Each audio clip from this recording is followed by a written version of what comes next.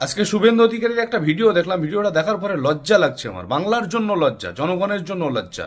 আজকে যেভাবে কলকাতা পুলিশ কমিশনারকে অকথ্য ভাষায় গালিগালাজ করেছে, তারপরেও এই ধরনের নেতারা স্বাধীনভাবে কিভাবে ঘোরাফেরা করে? এই ধরনের অগণতান্ত্রিক কথাবার্তা বলার পরেও যদি তারা স্বাধীনভাবে ঘোরাফেরা করে, আর পুলিশ মন্ত্রী তথা মাননীয় মুখ্যমন্ত্রী মমতা বন্দ্যোপাধ্যায় যদি এখনো পর্যন্ত অ্যারেস্ট না করে, তার বিচার না করে, তাহলে আমি ব্যর্থ মুখ্যমন্ত্রী বলতে বাধ্য হব।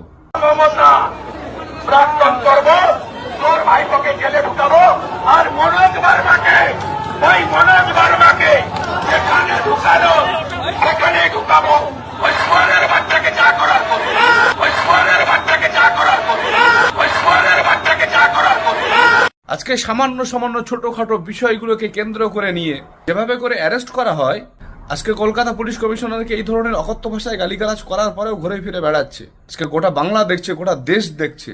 সো বন্ধুরা, এই ভিডিওটা শুভেন্দু অধিকারীর অ্যারেস্টের দাবি নিয়ে ব্যাপক পরিমাণে শেয়ার করে দিন।